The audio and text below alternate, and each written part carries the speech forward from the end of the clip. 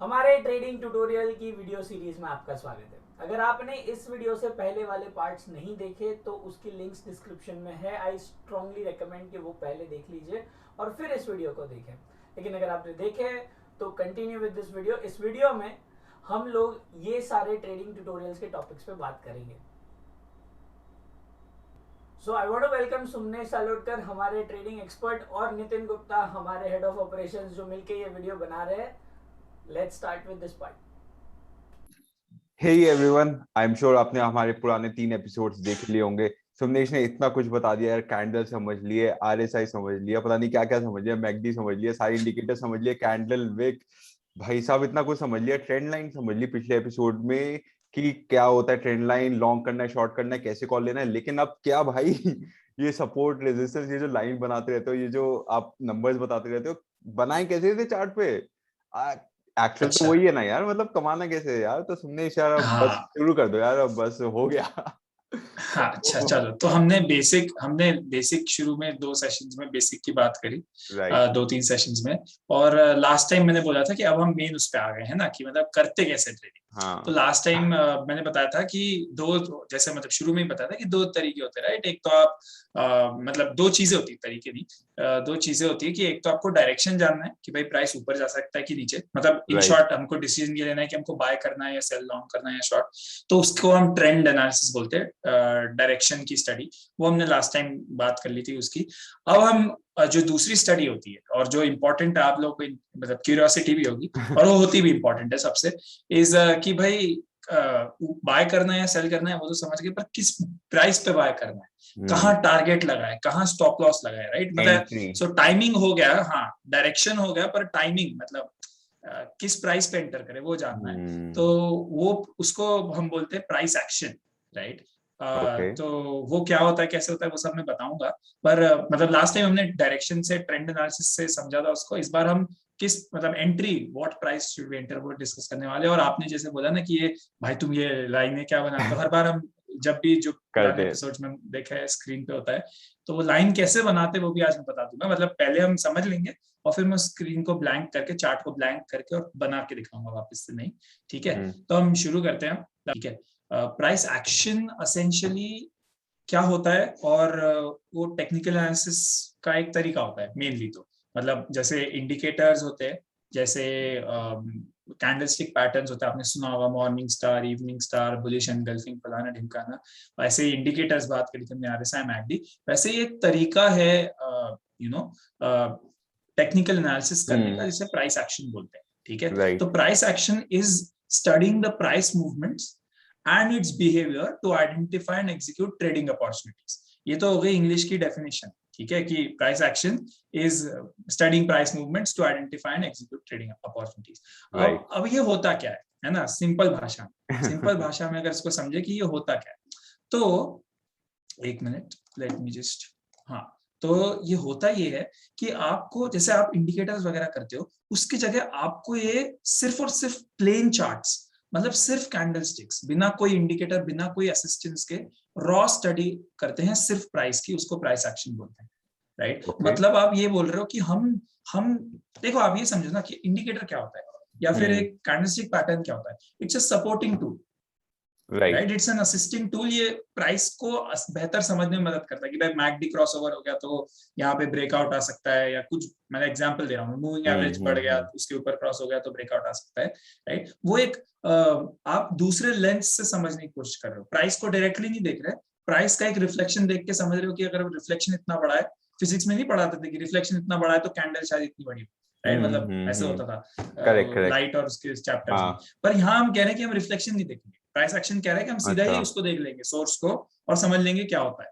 वो लोग use right. इसलिए कम करते हैं क्योंकि वो थोड़ा ट्रिकी है। मैं बोलूंगा कि ट्रिकी तो नहीं है, पर वो थोड़ा मेहनत वाला काम, मतलब बहुत इजी, ऐसा ऐसा क्रॉसओवर वॉसओवर नहीं होता उसमें। इंडिकेटर के ऐसा थोड़ा स्ट्रेट जैकेट है कि क्रॉसओवर हो जाए तो बाय कर लो, नहीं हो तो फिर सेल कर लो, राइट। राइट। इसमें ऐसा कोई वो नहीं है कि भाई क्रॉसओवर, ऐसा कुछ नहीं आएगा, या कैंडल्स दिखेंगे आपको simple, right? So right. that's why a lot of people don't use it, but I think it's one of the most effective ways, and also one of the most, I would say, अगर आप थोड़ा ध्यान से करो तो one of the most easy ways, मतलब it's not efficient. as hard, right? हाँ, it's not as hard, वो सिर्फ उसमें एक स्ट्रेट जैकेट आंसर नहीं होता इसलिए, राइट? सो आपको सिर्फ प्राइस को and only price, no indicator, nothing else, you are trying to find out what can happen or what is likely to happen in future depending on what we already have on the screen, right? So इसमें आप ये समझो, it's like at a very, मतलब ये थोड़ी ऐसी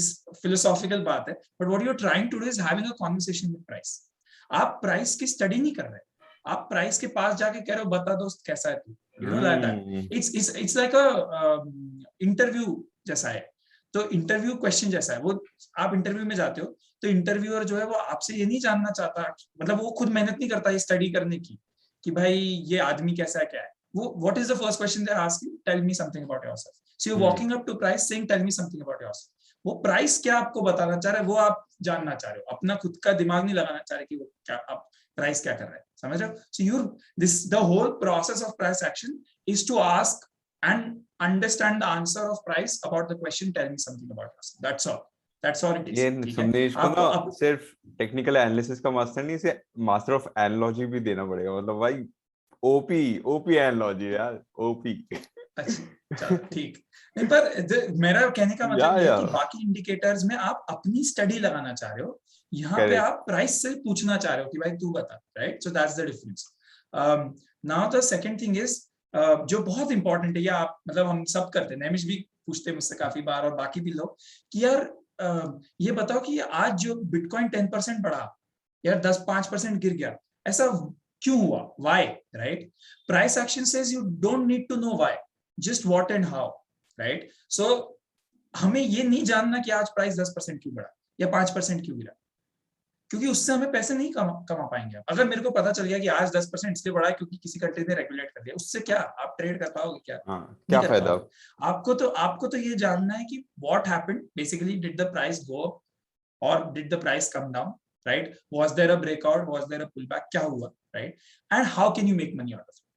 So never, and that is the problem, right? The how business is for analysts on the news and like banks to figure out. वो जो client report भेजते हैं ना, उसमें उनको कुछ ना कुछ logic देना पड़ता है कि भाई, मतलब I'm not blaming them, that's their job, I'm not saying they are doing a bad job or their job is useless, I'm just saying it doesn't make money, right? Yeah. उनका काम है कि वो ना कि on the back of a positive sentiment due to regulation of this Bitcoin price rose 10%. We don't give a damn why it rose 10%.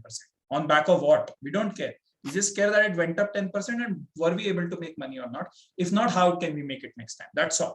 So never bother about why the price moved up or went down, or why is it not going up or not going down. So Samnesh, are you also saying कि यार अगर हम chart ये price action को अच्छे से सीख जाए तो चांसेस हैं कि अगर ऐसे अपवर्ड सडन मूवमेंट या डाउनवर्ड सडन मूवमेंट आए तो we can actually ride the rally? Is it? Yeah, we can, of course we can. It depends on how good you are at it. It also depends on आपकी practice, मतलब शुरू में नहीं कर पाओगे of course, right? आप अगर पहली बार मैच खेल रहे हो तो सेंचुरी नहीं मार पाओगे, बहुत मुश्किल है, मतलब सब लोग नहीं कर सकते, right? Or the chances are very low, but you can, I mean, and I would go on and stick my neck out and tell you that if you know price action or in general technical analysis, चलो आप मतलब सिर्फ मेरे price action पे ही नहीं, आप अगर indicator भी यूज करते हो कोई भी, if you are able to do that, then the only thing that you will need to do is that अगर आप एक्चुअली टेक्निकल एनालिसिस प्रॉपर्ली कर पाए तो आपको आपका कॉइन टेलीग्राफ और न्यूज कोई भी पोर्टल खोलने की जरूरत नहीं पड़ेगी, आपको किसी तरह का कोई और सोर्स, मतलब आप एक सिंगल गूगल क्रोम टैब में चार्ट खोल पाओगे या जो भी आप मतलब ट्रेडिंग व्यू यूज करते हैं या कुछ भी जो भी आप यूज करते हैं उसको आप खोल पाओगे और वहां पे आप पूरी स्टडी कर पे और मतलब एक्सचेंज पे ऑर्डर पंच कर पाओगे. It's a one like it tells you everything that you need to know basically. I think this is very important. अगर ऐसा है तो फिर I think मेरे लिए और व्यूअर्स के लिए काफी important होगा ये देखना और ये सीखना. तो गाइस अपना कान आंख सब खोल के रखना, काफी कुछ important होने वाला है. Right. So the idea here is कि अगर हम देखो इसका ये कर ही इसलिए रहे कि मल्टीपल सोर्सेज से न्यूज में आप कुछ देख लोगे, फिर आप कहीं से किसी कॉइन का कुछ फंडामेंटल एनालिसिस जो भी कर सकते हैं, ऐसा मैं नहीं बोल रहा. मैं बोल रहा हूँ हम सिंप्लीफाई कैसे कर सकते हैं. आप कर तो सकते ही हो एट अ ग्रैंडर लेवल. अगर आप बहुत एडवांस लेवल पे जाओ तो वो लोग एक चीज पे रिलाई नहीं करते, वो बहुत सारे करते हैं, वो न्यूज भी देखते हैं, वो बहुत सारी चीजें करते हैं, राइट? ऑन चेन मेट्रिक्स भी देखते हैं. मैं कह रहा हूँ एज अ बिगनर हमें सिंपल काम करना है. हमें थोड़ी ना कोई मिलियंस ऑफ डॉलर्स मैनेज करना, right? So as a beginner हम चाहते हैं कि एक ही सोर्स से अगर हम काम शुरू कर पाए और अच्छा कर पाए तो अच्छा है, right? And technical analysis lets you do that. Technical analysis lets you, मतलब it's a complete source of analysis in itself. आपको फिर न्यूज और वो सब देखने की जरूरत नहीं पड़ेगी शुरू में, right? After a point of course it just gets better, right? So you don't need to know why it happened. मैं एक मिनट में आपको स्क्रीन शेयर करके बताता हूँ कि why I'm saying what, मतलब जो उसका मतलब होता है. देखो फॉर एग्जांपल यहाँ पे BTC कुछ 9.85 मतलब ऑलमोस्ट 10% बढ़ा, राइट? ऑन 1 अक्टूबर. वही BTC 11% गिरा था on 7 September. Within a month BTC went down by 10%, BTC went up by 10%. हमें नहीं, मुझे आज भी नहीं पता कि why that happened. It's an unusual movement, right? एक दिन में 10% नहीं मूव होता है. For even BTC that's a big move. पर मुझे आज भी नहीं पता क्या हुआ. मुझे तो ये पता है कि भाई यहाँ पे ऑलरेडी जो है सेलिंग आ रही थी तो मेरे को शॉर्ट करना था. That's all I care about. If you try to understand why the movement happened, you will waste time in doing that instead of making money out of it. Instead of figuring out how to make money, right? That's why never try to waste your time in trying to figure out why something happened. वो news पे छोड़ो, वो उनका काम है. हमको तो पैसे बनाना है, राइट? सही बात है यार. हम so never, so technical, and उसमें टेक्निकल एनालिसिस में इसका कोई प्रोविजन भी नहीं, by the way. Technical analysis doesn't tell you why the price happened, it tells movement happened, it just tells, right? So अब इसमें जो मैंने शुरू में बात बोली थी कि it's reactive in nature and focuses on recurrence, ये इसका नेक्स्ट पॉइंट है. जो मैंने शुरू में बात बोली थी ना कि it's like having a conversation with price, right? तो आप बताना चाह रहे हो, जानना चाह रहे हो प्राइस से कि वो क्या बताना चाह रहे हो, right? So you don't try to tell price something, मतलब आप प्राइस को कुछ स्टडी नहीं करना चाह रहे, आप तो ये जानना चाह रहे हो वो क्या बताना चाह रहे. That's why you let it happen and then मतलब कर रहे हो. बहुत लोगों को एक मिसकंसेप्शन होता है, right, that technical analysis predictive in nature. It's not. There is hardly anybody in this world who can predict the future, right? Of course, right? And there are certain mathematical models which are very quantitative in nature and बहुत advanced होते हैं वो. उनमें से कुछ भी थोड़े fairly accurate way में predict कर सकते हैं. But I think at a manual level, and for most of us, 99% of us, we can't predict the future. We don't need to. I've never done that in 5 years and I'm still doing fairly well, right? So you don't need to do that, right? आपको सिर्फ react करना है. आपको ये नहीं पता करना कि अगली कैंडल कैसे बनी, आपको तो देखना है पिछले 10 कैंडल में क्या हुआ, उससे मैं क्या करूं, so you have to react to what is already on screen instead of trying to figure out what next will come on the screen. ठीक है? So it is reactive in nature and focuses on recurrence. मतलब आपको technical analysis और price action का पूरा game ही है. आपको ये जानना है कि कोई चीज वापस रिपीट हो रही है तो उसका क्या हो रहा है, like what happened. So for example, मैं अगेन स्क्रीन शेयर आपको दिख ही रहा होगा, तो मैं बताता हूँ कि जैसे फॉर एग्जांपल ये अभी के लिए मतलब ऐसे मान लो कि ये मतलब है ही है एक्चुअली, ऐसा नहीं कि मान लो, एक्चुअली है. This is a support zone, right? This area of 48,175 is for example a support zone for bitcoin.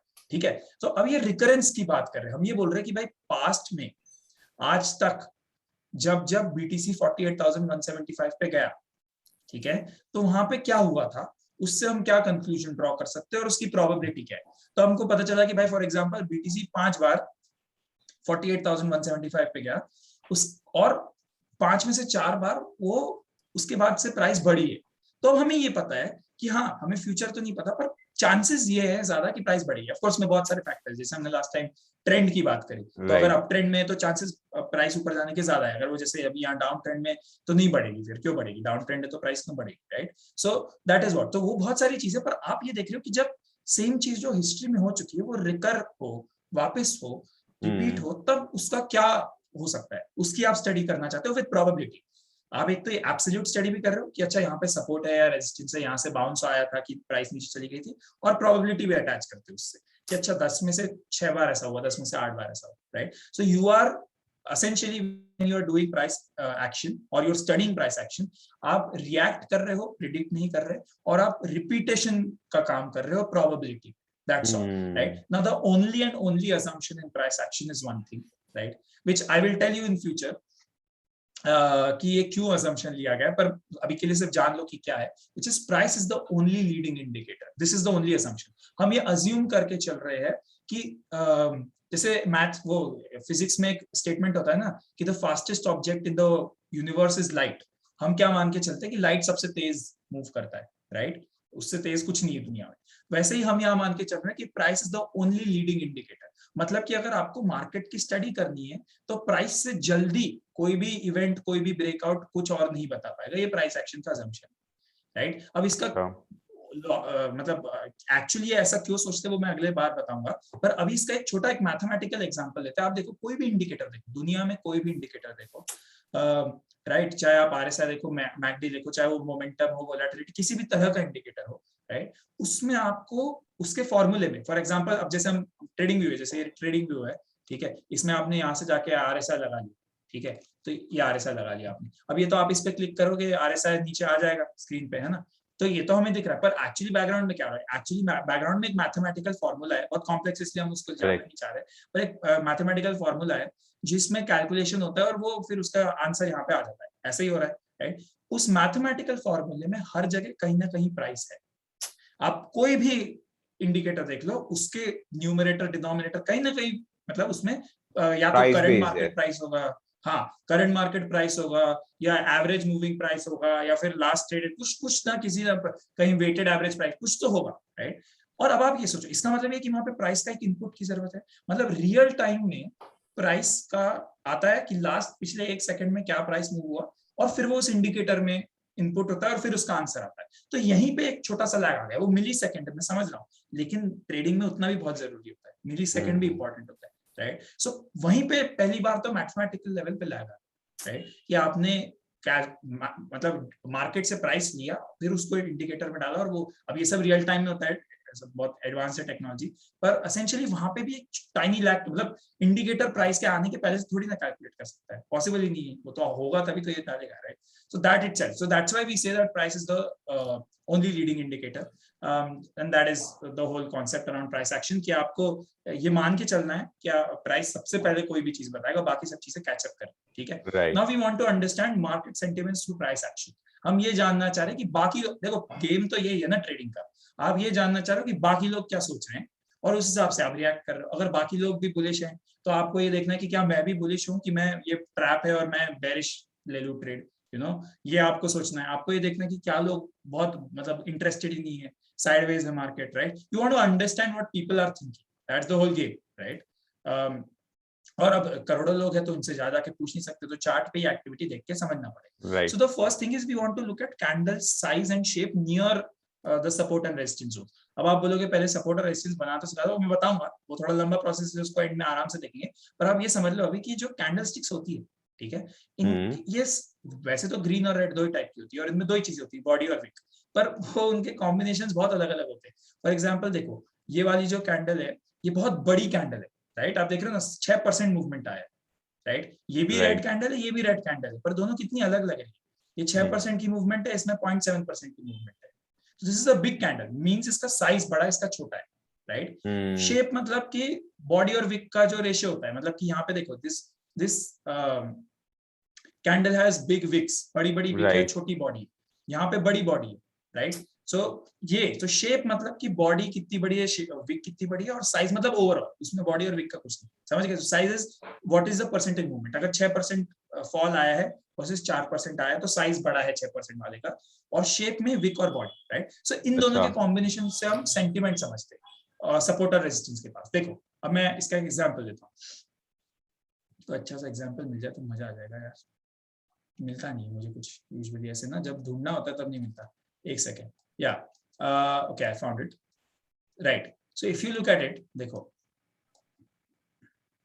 ये देखो, ये जूम आउट जूम इन नहीं हो पा रहा था, हाँ। So if you look at it, देखो ये यहाँ से एक बढ़िया रैली हो रही थी, ठीक है, this is a great rally, ठीक है, एंड ये फॉल आया, this is a pull back actually, not a fall, मतलब पुल बैक आया हफ्ते भर का, राइट। अब देखो जब ये आना शुरू हुआ, यानी यहाँ से इन दो कैंडल से आप देख रहे हो कितना बड़ा बड़ा मूवमेंट आया, 5.78%, 9.61%, और जैसे जैसे ही नीचे जाता चला गया, राइट, और ये वाले स्ट्रॉन्ग सपोर्ट के पास आया 43,000 के पास, आप देख रहे हो सडनली बॉडी छोटी होने लगी, समझ रहे हो, साइज छोटे होने लगा। यहाँ पे 5.78%, 9.6%, 5.24%, फिर देखो 1.69, 0.37, 2.11, मतलब फॉल का जो साइज है वो कम होने लगा, उसकी जो फियर्सनेस है वो कम होने लगी सपोर्ट के पास आते आते। हाँ, बीच में एक हाथ सपोर्ट उसने तोड़ा, वो तो ऑफ कोर्स जितना बड़ा फॉल है, मतलब उसमें क्या कर सकते हैं, वो ये नहीं बोल सकते आप कि यही सपोर्ट से रिवर्स होगा, लेकिन जिस सपोर्ट से रिवर्स होने वाला है ना, वहां पे ऐसा होने लगेगा कि बॉडी जो है वो छोटी छोटी होने लग जाएगी, विग जो है वो बड़ी बड़ी होने लग जाएगी, राइट।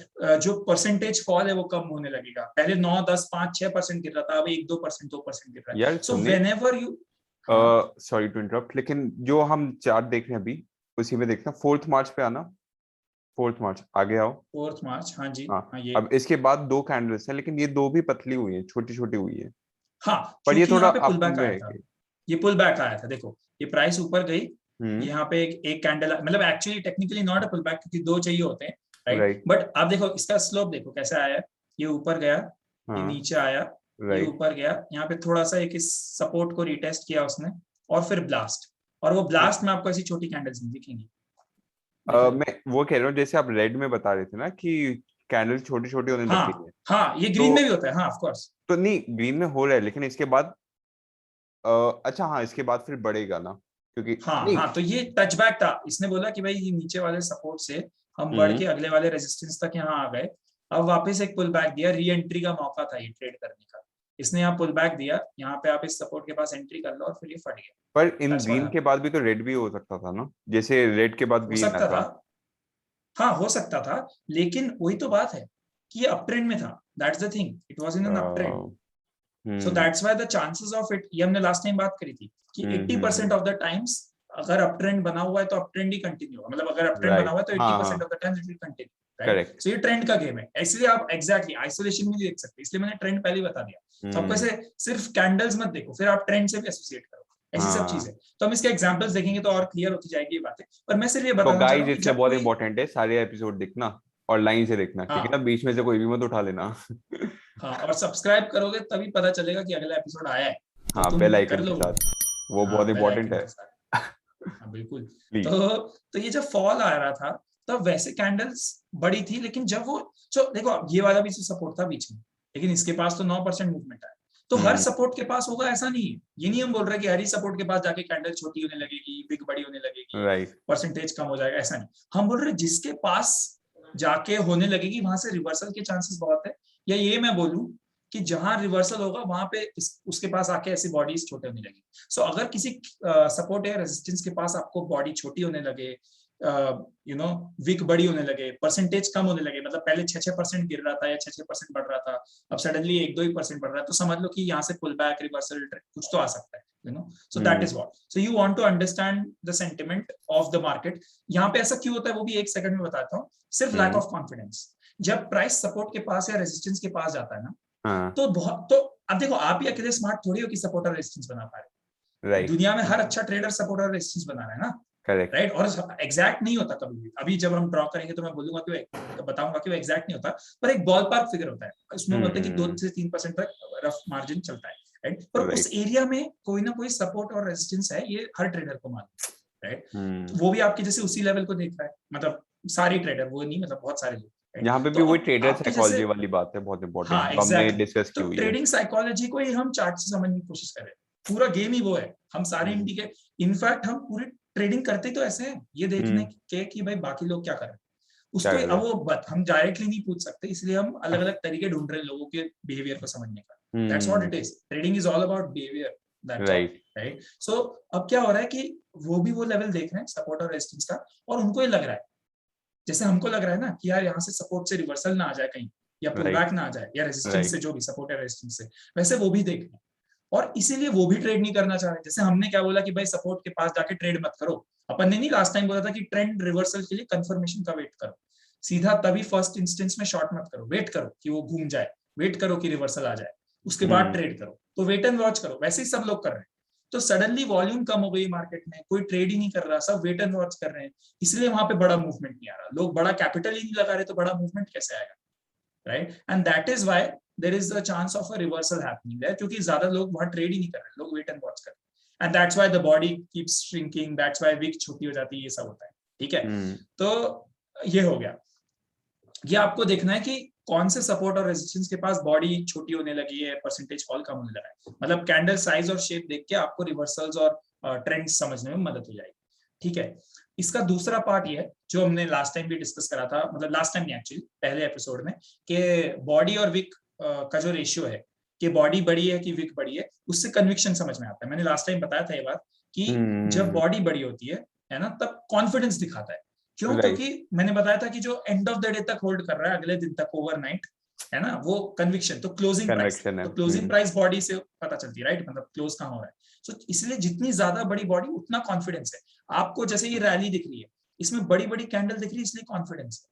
जैसे अगर ऐसी छोटी छोटी कैंडल बनने लगे, देखो देखो आप ही खुद ही देखो, जब प्राइस एक्चुअली बढ़ रही थी तब कितनी बड़ी बड़ी बॉडी बन रही थी, और जब यहाँ से रिवर्सल आने लगा तो देखो कितनी छोटी हो गई। ग्रीन कैंडल्स ही बन रही है अभी भी, लेकिन छोटी हो गई। आई थिंक ये वही है ना कि डोजी होती है। अब इसमें सेलिंग प्रेशर और बाइंग प्रेशर का भी सीन होता है कि यार अगर डोजी बन रही है, फॉर इंस्टेंस अगर ग्रीन में डोजी बन रही है, तो फिर आपका सेलिंग प्रेशर है लेकिन बाइंग प्रेशर फिर भी होल्ड कर पा रहा है। हाँ। तो पर ये डोजी वोजी और कैंडलस्टिक पैटर्न्स को कॉम्प्लिकेट ना करे, इसलिए मैं इसको सिंपल कर देता हूँ कि जहाँ पे ज्यादा बड़ी बॉडी। हाँ नहीं कोई दिक्कत नहीं है। नहीं हमारे पास वैसे भी एक और वीडियो भी है कैंडल्स के पैटर्न्स की, तो वो भी आप चेक कर सकते हो अगर प्रॉब्लम हो तो। हाँ, तो जहां पर जितनी ज्यादा बड़ी बॉडी है, यानी ओपन और क्लोज के बीच में मूवमेंट जितना ज्यादा है, वहां पे उतना कॉन्फिडेंस है। मतलब अगर आपको कोई अप ट्रेंड दिख रहा है कि प्राइस ऊपर जा रहा है, तब आप चाहते हो कि बड़ी बॉडी बने और छोटी विक बने। अगर छोटी छोटी बॉडीज बन रही तो समझ लो कुछ गड़बड़ है, B careful, right, that is what. उसका ठीक उल्टा विक का है। जैसे यहाँ पे देखो, ये डोजी बनने लगी। अब आपने डोजी वापर ही लिया वर्ड, तो मैं है ना, कि ये डोजी, ये जो डोजीज यहाँ पे बन रही है, राइट, मेरे को दिख रहा है कि देखो ये यहाँ। हाँ, तो ये, अरे वाह क्या बात है, सब मतलब है डोजी के टाइप भी पता है, क्या बात है। पर मैं बता रहा हूँ कि ये पुल बैक आया, राइट, फिर यहाँ से प्राइस ऊपर जाने लगा। पर मुझे जब ये दिखने लगा ना, ये 3 कैंडल्स 31 मार्च, 1 अप्रैल और 2 अप्रैल, ये 3 कैंडल्स जब मुझे दिखने लगी, राइट, तो मुझे समझ में आने लगा कि यार ये इसके बहुत कम चांस है कि ये रेजिस्टेंस वापस टच करेगा। You know why? बिकॉज मुझे दिख रहा है कि यार यहाँ पे ऑलरेडी वीकनेस है, ऊपर तक पुश करने के तो चांसेस नहीं, यही होल्ड कर ले बड़ी बात है। और नहीं किया होल्ड, देखो हुआ क्या उसके बाद। अच्छा, ये नीचे आया प्राइस। यार I think this is a difference between a trader who is learning, because मेरे को लगा कि यार ये तो सेलिंग प्रेशर बढ़ा, मतलब बाइंग प्रेशर उसको नीचे ला रहा है, तो इसलिए शायद ये अब ब्रेकआउट दे देगा, because that is what I was thinking. ये बल्कि उल्टा था, ये ऊपर प्राइस बढ़ रही थी, बहुत तेजी से बढ़ रही थी, अच्छा हाँ, फिर सेलिंग प्रेशर आ गया तो मुझे ये पुल बैक आ गया, यहाँ पे पुल बैक आ गया। मैंने वो पहले के 3-4 नहीं देखी। करेक्ट, फिर इट मेक सेंस, क्योंकि आप ट्रेंड में जाते जाते उसने डाउन ट्रेंड शुरू कर दिया था, तो और फिर वो पुल बैक, मतलब वीकनेस दिखाने लगा। हाँ, वीकनेस दिखाने लगा था बाइक में। इसका शॉर्ट एंड स्वीट आंसर ये है कि जब बॉडी बड़ी दिखे तब समझो कि सब ठीक है, चंगा सी। और अगर वो विक बड़ी होने लगे तो समझ लो कि भाई अपने को, मतलब ऐसा नहीं कि आप ट्रेड एग्जिट ही कर जाओ, अपना स्टॉप लॉस पास में ले आओ, थोड़ा पोजीशन साइज कम कर लो, केयरफुल हो जाओ, be cautious, that's all, right.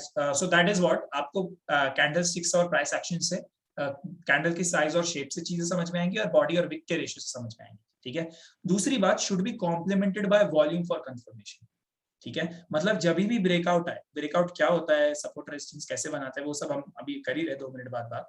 लेकिन जब भी कोई ब्रेकआउट आए उसमें वॉल्यूम साथ में बढ़ना चाहिए। और वो वॉल्यूम इज अगेन, हमने अभी क्या बोला इसके पहले कि price is a leading indicator. तो वॉल्यूम पहले से नहीं बढ़ेगी। अगर आप सोचो कि कल प्राइस बढ़ना शुरू हुई, आज क्यों वॉल्यूम नहीं बढ़ी, volume will catch up, right. So because we said right that price is leading, तो वॉल्यूम उसके पहले कैसे बढ़ेगी। पर वॉल्यूम शुड कैच अप। ऐसा नहीं होना चाहिए कि हफ्ते 10 दिन से प्राइस बढ़ते चला जा रहा है, वॉल्यूम उठता ही, then something is wrong, then be careful, right. तो वॉल्यूम जो है वो कभी ना कभी कैचअप होना चाहिए in recent future. It will not catch up immediately, 2-4 दिन 5 दिन का डिले तो होगा उसमें, ताकि you know. So for example ये देखो आप, ये यहाँ पे जो ये देखो, ये वॉल्यूम मैं थोड़ा सा जूम आउट करके बता रहा हूँ, आप लोगों को पता नहीं दिख रहा है कि नहीं, मैं जूम इन कर लेता हूँ एक्चुअली। तो ये देखो, तो ये जो साइडवेज था मार्केट, थोड़ा और जूम इन ये करो। पूरा यार, हाँ मैं 1 मिनट बस ड्रॉ कर देता हूँ, फिर जूम इन करूँगा। हाँ, तो ये था मार्केट, साइडवेज था। अब दिख रहा है कि और करूँ, दिख रहा है ना? हाँ ठीक है, मतलब ब्रॉडर साइड। हाँ, तो हमको एग्जैक्ट कैंडल देखनी भी नहीं, ये साइडवेज था मार्केट। आप देखोगे कि यहाँ वॉल्यूम कम थी, देख रहे हो, कुछ नहीं था ज्यादा वॉल्यूम, राइट। फिर यहाँ जब ये ब्रेकआउट आया फाइनली, ये एक बार ये साइडवेज का रेट भी बताना, क्योंकि मेरे को तो लग रहा है कि 2 अलग-अलग साइडवेज है, मतलब 3 अलग-अलग दो अलग-अलग है। हाँ, पर मैं ब्रॉडली अच्छा ब्रॉड, आप सही बोल रहे हो, अलग अलग रेट हैं पर मोटे मोटे तौर पे वो साइडवेज ही थे। हाँ ठीक है, तो साइडवेज ही, आप सही कह रहे हो, अलग अलग है पर साइडवेज थे। फिर आप देखो जब यहाँ ब्रेकआउट आया, यहाँ पे आया राइट, ये वाला कैंडल 20 अक्टूबर 2020 को यहाँ पे राइट, तब आप देखो यहाँ पे वॉल्यूम तुरंत नहीं बढ़ा, 2-3 दिन वैसा का वैसे ही रहा, 2-3 दिन क्या बल्कि अच्छा हफ्ता भर। फिर देखो लेकिन धीरे धीरे वॉल्यूम बढ़ता चला गया, बढ़ता चला गया और बढ़ता ही चला गया, फिर बढ़ता ही चला गया, देखो राइट। सो साइडवेज था 3-4 महीने तक, वो ब्रेकआउट आया, एक आध हफ्ता वॉल्यूम वैसा का वैसा रहा, फिर धीरे धीरे बढ़ा और बढ़ता ही चला गया, it kept going up. So we want that the volume should complement और कंफर्म द प्राइस मूवमेंट, ठीक है। मतलब कि अकेला प्राइस बहुत टाइम तक नहीं बढ़ते रहना चाहिए, शुरू में 1-2-4 दिन चलेगा, पर it should complement, volume should complement price. After a sustain period अगर ना दे तो प्रॉब्लम। अगर 10 दिन बाद 10 दिन से रैली हो रहा है फिर भी वॉल्यूम नहीं बढ़ रहा तो गड़बड़ है भाई साहब, समझ के चलो, यहाँ कुछ तो गड़बड़ है, जरूर कोई ना कोई गड़बड़। ऑफ कोर्स इसमें एडवांस स्टडीज होती है, पर हम ब्रॉडली हम ये चाहते हैं कि जब प्राइस ऊपर जाए तो वॉल्यूम बढ़े, जब प्राइस नीचे आए तो वॉल्यूम कम हो, right, that's what we want. और वॉल्यूम कम क्यों होता है, क्योंकि सब शॉर्ट सेलिंग नहीं करते, तो जो लोग सिर्फ बाय करते हैं INR वगैरह में, जो शॉर्टिंग वगैरह नहीं करते, उनका वॉल्यूम अपने आप मार्केट में कम हो जाता है, राइट। सेंटिमेंट कम हो जाता है, बुलिशनेस, यूफोरिया, हाइप, जो भी बोलो वो कम हो जाता है। इसलिए जब जब मार्केट क्रैश होता है तो वॉल्यूम कम होते लगते हैं आफ्टर अ इनिशियल मतलब स्पाइक। अगर सडनली 10% गिर गया बिटकॉइन तो उस दिन तो स्पाइक होगी, और उसके बाद धीरे धीरे वॉल्यूम कम होने लगे। तो जब जब प्राइस रैली करती है volume should go up, if it doesn't after a while then it's a problem. पर इसमें एक वो है कि एक्सेप्शन है कि अगर दोनों में कॉन्फ्लिक्ट हो, कि मतलब प्राइस बढ़ रहा है वॉल्यूम कम हो रही है, तो फिर प्राइस इज मोर सुपीरियर, फिर वॉल्यूम को छोड़ो, फिर सिर्फ प्राइस पर। अगर स्टेबल है तो हमें होप करना है कि वो कैचअप करेगी, अगर वो गिर रही है तो फिर छोड़ दो, फिर then only look at price. So if there is a conflict go with price, if not then wait for volume to catch up, ठीक है, right. Let me interrupt this amazing tutorial to talk about our sponsor, Sentinel. Sentinel provides a decentralized VPN service. You might ask, why do we need a VPN? So let me put an example in front of you. Let's say I'm sitting in a hotel room, not at my home, but in a hotel room. I'm using the hotel Wi-Fi. Now, hotel Wi-Fi is notoriously unsecure. Anyone with a little bit of coding skills can know what I am doing on my computer, what I am browsing. That is why VPN is required. VPN sort of helps you protect the traffic from your computer or that you are receiving or you are sending out. VPNs as a whole are centralized right now, and being in the industry that we are, which is decentralization, we should be aiming towards making software or VPN services which are thoroughly decentralized, which are not controlled by a single company as well. Sentinel is trying to do that. Sentinel's DVPN is decentralized and end-to-end encrypted. If you want to try it out, it's free. You can try it out by clicking on the link in the description below. I wish that you do, because I am right now recording this video with Sentinel VPN on my iPhone. So I don't have any issues, and I am sure that you will not have any issues as well. Good luck. Now, let's get back to trading. See ya.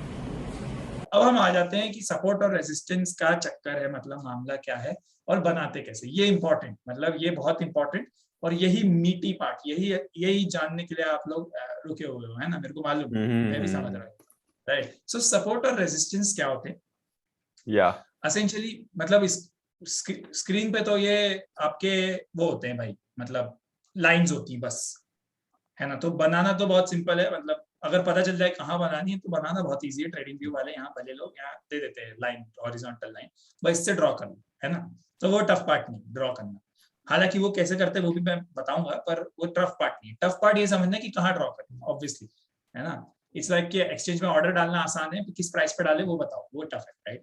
So support and resistance R of course levels, जैसे हमें पता है, which are reaction or value levels which have shown change. अभी ये इसका definition English में बहुत complicated है, मैं पढ़ लेता हूँ for those who might not understand Hindi, और या फिर उनको एक definition जाननी हो, and then I'll explain also.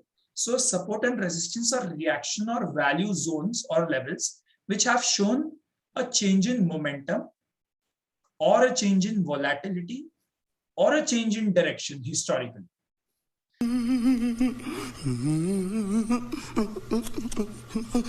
बहुत कॉम्प्लिकेटेड है ना। तो मैं ये बोल रहा हूं कि सपोर्ट और रेजिस्टेंस लेवल्स जो हैं वो ऐसे कोई भी लेवल्स हो सकते हैं. इसकी सपोर्ट और resistance are actually not a single level, आप समझो. These are a family of, मतलब कोई भी इंपॉर्टेंट लेवल को आप सपोर्ट और रेजिस्टेंस बोल सकते हो. ऐसे तो कई लोग बोलते हैं इंडिकेटर 210 जो MA है, हाँ, उस पे सपोर्ट है, यू नो, वहां से रिवर्स हो जाएगा. कोई बोल रहा है कि RSI पे क्रॉसओवर पे वहां पे देखना वो लेवल पे सपोर्ट होगा, यू नो, व्हाटएवर. RSI नहीं, सॉरी, MACD क्रॉसओवर जो भी, राइट. तो आप किसी भी चीज जो एक इंपॉर्टेंट लेवल है उसको सपोर्ट और रेजिस्टेंस बोल सकते हैं, राइट. पर यहाँ पे एक्चुअली वो है क्या, वो रिएक्शन जोन्स हैं, वो प्राइस के एरियाज हैं जहां पे प्राइस ने कुछ अनयूजुअल किया हुआ है पहले हिस्ट्री में. समझ रहे हो? मतलब हिस्ट्री में ये हिस्टोरिकल बेस्ड है पूरी तरह से. आप ये कह रहे हो कि भाई ऐसे वो इंपॉर्टेंट लेवल्स जहां पे हिस्ट्री में प्राइस ने कुछ अनयूजुअल किया हुआ है, कुछ ऐसा किया हुआ है जो रेगुलरली नहीं करता. अब आप बोलेगे यार प्राइस कोई बच्चा है क्या कि मतलब रोज नहीं करता, मतलब ऐसे क्या अनयूजुअल क्या करेगा, you know, like that. But हम आएंगे कि वो क्या होता है. So our job here while doing support and resistance का analysis is just to understand कि हिस्ट्री में कोई ऐसा लेवल है क्या, पर्टिकुलर प्राइस लेवल, जहां पे more than once price has done something unusual. एक ही बार करेगा तो फिर तो हर ही बार कुछ भी अनयूजुअल करता है, हर नया बार तो अनयूजुअल ही होता है. अब बिटकॉइन ने ऑल टाइम हाई बनाया हो तो अनयूजुअल ही था, पहले कभी नहीं बनाया, राइट. पर वो रिकरिंग होना चाहिए. Again comes down to our definition of price action. It should be reactive, हम उसको रिएक्ट कर रहे हैं ऑन रिकरेंस, ऑन रिपीटिशन, ठीक है. तो एक से ज्यादा बार किसी एक पर्टिकुलर लेवल के आसपास कुछ अनयूजुअल हुआ है. तो 48,175 एक स्ट्रॉन्ग सपोर्ट लेवल, वहां पे कुछ मैं दिखाऊंगा वो सेम लेवल दिखाने वाला हूं अभी मैं चार्ट पे कि वहां पे क्या अनयूजुअल हुआ, राइट. पर वहां अनयूजुअल कुछ होना चाहिए. और वो अनयूजुअल किस मामले में होना चाहिए भाई, अनयूजुअल का क्या डेफिनेशन है. तो या तो मोमेंटम या वोलेटिलिटी या डायरेक्शन में कुछ चेंज आना चाहिए या उसमें कुछ अनयूजुअल होना चाहिए. अब आप बोलोगे भाई वोलेटिलिटी मोमेंटम क्या होता है, तो एक मिनट में वो बताता हूं. मोमेंटम यानी स्ट्रेंथ, यानी कितनी तेजी से प्राइस बढ़ रहा है. प्राइस ऊपर तो जा रहा है पर क्या धीरे धीरे 1-1%, 2-2% करके, मध्यम क्या, मतलब ऐसे बूढ़े लोगों जैसे बढ़ रहा है या फिर हम जैसे जवान लोगों जैसे एकदम एक दिन में 20%, 10%. Right. How strong, how fierce is the price movement, कितना ताकतवर है वो, एक तरह से हिंदी में बोलूं तो कितनी तेजी से प्राइस बढ़ रहा है, right. That is momentum. How strong is the trend. The next is volatility. Volatility is simply standard deviation जो मैथ्स में हमने 8-7 पता नहीं कौन सी क्लास में पढ़ा है. Volatility मतलब दोनों तरफ जो zigzag आता है कि मतलब उसका जो एवरेज प्राइस है वहां से दोनों तरफ कितना मूवमेंट आ रहा है, राइट. सो वोलेटिलिटी मतलब कि क्या, तो ऐसे होता है काफी बार कि रेजिस्टेंस तोड़ने के पहले प्राइस बहुत टाइम पास करता है, थोड़ा ऊपर जाएगा फिर नीचे आ जाएगा, फिर ऐसे ना साइडवेज होता है, और सडनली मोमेंटम आ जाता, या मतलब सॉरी वोलेटिलिटी कम हो जाती है रेजिस्टेंस तोड़ने के बाद. मतलब रेजिस्टेंस क्रॉस किया फिर ये साइडवेज जिगजैग नहीं करता, फिर सीधा बढ़ता चला जाता है. सो मोमेंट वोलेटिलिटी श्रिंक हो जाती है, मतलब कि पहले साइडवेज था अब सडनली फट गया, you know, one way. So volatility कम हो, right. So that and the next is of course direction, कि भाई वहां तक बढ़ रहा था प्राइस, रेजिस्टेंस से टकरा के गिरने लगा, या सब गिर रहा था सपोर्ट से टकरा के बढ़ने लगा, तो डायरेक्शन चेंज हुआ, अप ट्रेंड से डाउन ट्रेंड हो गया, व्हाटएवर दैट. करेक्ट. सो जब भी किसी लेवल पे हिस्ट्री में एक से ज्यादा बार कुछ अनयूजुअल हो in terms of momentum, volatility और डायरेक्शन, और वो बार बार हो, तो हम उसको सपोर्ट या रेजिस्टेंस लेवल बोलते हैं, ठीक है. And this holds in an up trend 80% of the times, in a down trend 80%, मतलब वो ट्रेंड वाला लॉजिक यहाँ पे भी काम करता है. सिर्फ सपोर्ट और रेजिस्टेंस को आपको उसमें नहीं लेना एब्सोल्यूट, उसमें ट्रेंड से मैच करना है कि अप ट्रेंड में सपोर्ट के होल्ड होने के चांसेस ज्यादा है, डाउन ट्रेंड में रेजिस्टेंस के होल्ड होने के ज्यादा है, राइट. क्योंकि अप ट्रेंड में तो रेजिस्टेंस ब्रेक ही होगा ऑब्वियसली, मतलब प्राइस अगर ऊपर बढ़ता चला जाएगा तो रेजिस्टेंस तो टूटेगा ना, मतलब, राइट. सपोर्ट मतलब वो सपोर्ट देगा, मतलब अगर प्राइस गिर रही है, अगर गिर रही है ना, तो चांसेस है, उम्मीद है, हमारी चांसेस क्या है, उम्मीद है कि यहाँ से टकरा के और वापस बाउंस बैक हो जाएगा, यहाँ पे इस प्राइस को सपोर्ट मिलेगा, राइट. कि भाई गिर रहा है तो यहाँ से रिवर्स हो जाए, हम तेरे को पुश करेंगे, सपोर्ट करेंगे, you know, we will push you back up. That is why it is called a support. That's how it is named, not too much logic, right. हमने सारा दिमाग कैलकुलेशन में खर्च कर दिया, नाम रखने में नहीं किया हमने सिंपल नाम रख दिया कि सपोर्ट भैया. और रेजिस्टेंस ठीक उसका उल्टा है कि प्राइस जब बढ़ रही थी तो वहां से टकरा के गिरने लगी, वहां रेजिस्ट किया उस लेवल में प्राइस को, प्राइस उसकी तरफ आई, उसने रेजिस्ट किया, टकरा के वापस भेज दिया, कह रहा वापस नीचे जाओ, अभी नहीं तोड़ने दे रहे तुम, you know. Right. So it the price got rejected or resisted at that level, that's why it is called a resistance. Price got some support, got some push at the lower level, that's why it's called support. बस उसका नाम का वही game है। आपको नाम नहीं भी पता हो तो मैं उसको समझा देता हूँ कि किसको सपोर्ट बोलते हैं, किसको रेजिस्टेंस। जो करंट प्राइस है, जैसे अभी बीएनबी चल रहा है 483.8 483.5 जो भी है वो, ठीक है, उसके जो ये नीचे वाला लेवल बना है, ये ब्लैक वाला, मैंने अभी कलर आप छोड़ो, पर ये ब्लैक वाला जो लेवल मैंने बनाया है, ठीक है, जो करंट प्राइस है, जहां भी प्राइस चल रही है, उसके नीचे जो आप हॉरिजॉन्टल लाइन बनाते हो उसको सपोर्ट बोलते हैं, ठीक है। क्योंकि वही तो ना, अगर प्राइस देखो, ये प्राइस चल रही है अभी, इसके नीचे यहाँ चल रहा है, जैसे ये अभी यहाँ पे प्राइस चल रही है ना, इसके नीचे ये लेवल है, तो अगर यहाँ से प्राइस गिरेगा तो यही तो सपोर्ट देगा ना। ऊपर वाला क्या सपोर्ट देगा? प्राइस गिरने पे सपोर्ट चाहिए ना, बढ़ने पे थोड़ी चाहिए, यू नो। तो जब गिरेगा तब ये सपोर्ट देगा। So the level which is below the current market price is called support, the level which is above the current market price is called resistance. Simply put, अगर बोलो आप बोलो। सिंपली पुट कि अगर सपोर्ट टूट जाए तो फिर प्राइस और नीचे गिर सकती है, रेजिस्टेंट टूट जाए तो प्राइस और ऊपर बढ़ सकती है। तो हम ये चाहते हैं कि अगर हम बुलिश हैं, हम ये अगर इफ वी वांट कि भाई प्राइस ऊपर जाए, जो हम सब चाहते हैं ऑफ कोर्स, तो हम our wish is that the support should not break and the resistance should break, right. Price नीचे आए तो इसको तोड़े बिना, एक मिनट ड्राइंग टू, प्राइस नीचे आए तो इसको तोड़े बिना ऊपर चले जाए, एंड इसको तोड़ के और ऊपर चले जाए, दैट्स व्हाट वी वांट।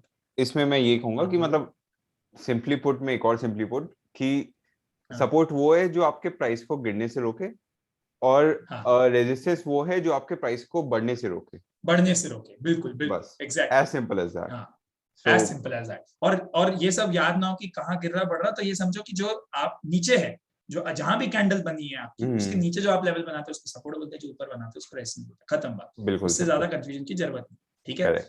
अब लेकिन ये फिर ऐसे कंफ्यूजन थोड़ी मुझे लेने हमको भी तो है ना, इसमें एक नया मजेदार बात है, और उसकी बात ये है कि this is of changing nature, correct. मतलब कि the support turns into resistance and the resistance turns into support. अब आप बोलोगे भाई ये तो चीटिंग, अभी तुमने याद करवाया कि सपोर्ट कौन सा होता है, रेजिस्टेंस, अब कह रहे हो ये इसमें बदल जाएगा, है ना। चीटिंग करता है तू, चीटिंग करता है तू।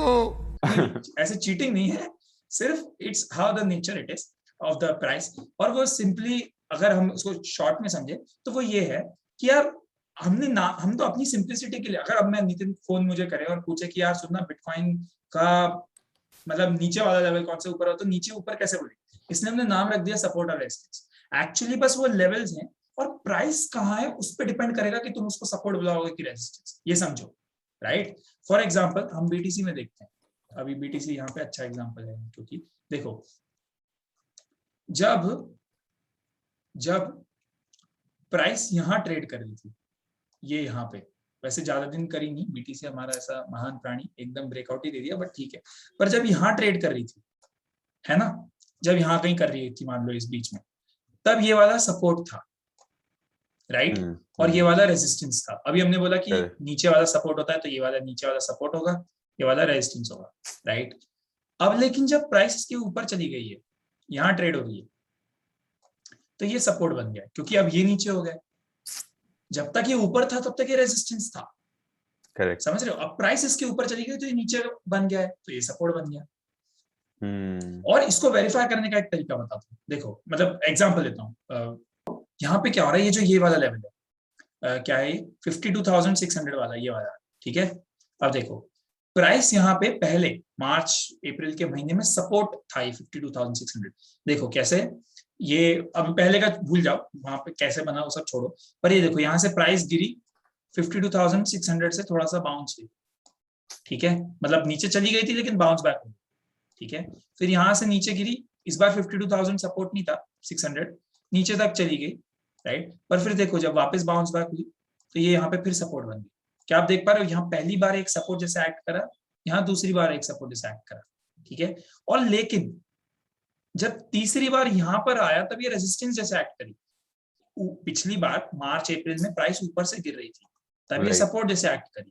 अभी नीचे से ऊपर आ रही थी, प्राइस नीचे से ऊपर आ रही थी, तब ये रेजिस्टेंस जैसे एक्ट करा। इसका मतलब वो जो सेम लेवल है वो पहले सपोर्ट जैसे था, वहां से प्राइस टकरा के ऊपर वापस बढ़ रही थी, इस बार वो रेजिस्टेंस जैसे एक्ट करा, यानी कि प्राइस नीचे से ऊपर जा रही थी और वहां से टकरा के, तो वो सेम लेवल जो मार्च अप्रैल में सपोर्ट था, यानी प्राइस ऊपर से गिरते समय वहां से बाउंस हो रही थी, वो इस बार रेजिस्टेंस काम किया सितंबर में। मतलब प्राइस नीचे से आ रही थी तब टकरा के चला गया। सो सेम लेवल सपोर्ट भी होता है, रेजिस्टेंस भी होता है। It depends on the price, it depends on the context कि भाई प्राइस उसके ऊपर से आ रही है कि नीचे से आ रही है। अगर नीचे से आएगी तो वही लेवल रेजिस्टेंस जैसे काम करेगा, अगर ऊपर से आएगी तो वही लेवल सपोर्ट जैसे काम करेगा। ठीक है, तो इसलिए हमको नाम वाम के फंडे में पढ़ना नहीं है, हमने तो ये देखना है सारा कि बस नीचे से आ रही है कि ऊपर से आ रही है। ठीक है, तो जिस भी साइड से आ रही है उस हिसाब से वो एक्ट करेगा, तो और वो फ्लिप होता रहेगा। पहले जो सपोर्ट था वो रेजिस्टेंस बन जाएगा, जो रेजिस्टेंस था सपोर्ट हो जाएगा। इसलिए आप नाम में मत पढ़ो, आप तो लेवल बनाना सीखो, फिर देख लो कि कहाँ है प्राइस, उसके जस्ट नीचे वाला सपोर्ट होगा, जस्ट ऊपर वाला रेजिस्टेंस होगा। ठीक है, अब ये हो गया हमारा। अब ये इंपॉर्टेंट क्यों है, ये मतलब सपोर्ट और रेजिस्टेंस का इतना क्या है, बोलबाला क्या है, मतलब ये क्यों है ऐसा, मतलब why are they the heroes of the movie, right?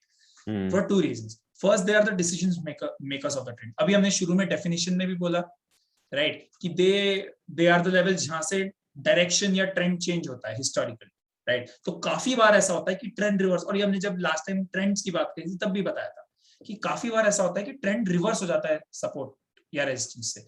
For example ये देखो नितिन, ये बहुत ही सुपर एग्जांपल है, अभी रिसेंट हिस्ट्री में हुआ है, राइट? अभी ये जुलाई में ये देखो, ये प्राइस ऑल टाइम हाई बनाया 16 अप्रैल जो भी तारीख है बीटीसी ने, उसके बाद से प्राइस गिरता चला गया। अब आप बोलोगे बीच में तो खूब सारे सपोर्ट और रेजिस्टेंस आ गए, वहां तो रिवर्सल नहीं हुआ, तुम्हारे एक सपोर्ट के पास हो गया तो तुम हल्ला गल्ला कर रहे हो। नहीं, वैसा नहीं है। ऑफ कोर्स हर सपोर्ट और हर रेजिस्टेंस होल्ड नहीं होगा, वो तो प्राइस को जितना गिरना है वो गिरेगा ही, पर हम ये बोल रहे हैं कि जहां से भी होगा वहां पे वो सपोर्ट होने के चांसेस बहुत ज्यादा है।